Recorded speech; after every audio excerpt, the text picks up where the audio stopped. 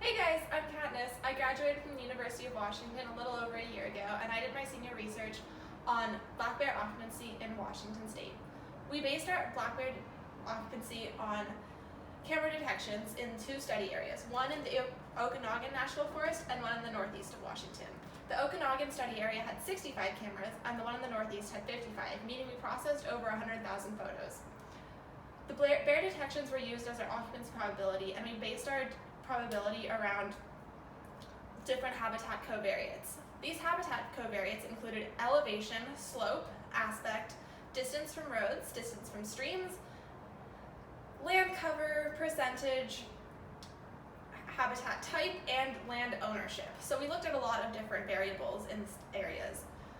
We found, however, that none of those specific variables could be tied to occupancy probability in the areas. However, when we looked at the study site as a covariate, meaning one area's occupancy probability versus another's, we found that those are significantly different. Basically, this means, in short, that occupancy of black bears in the two areas is significantly different, which you would expect to find because, well, the sites are different.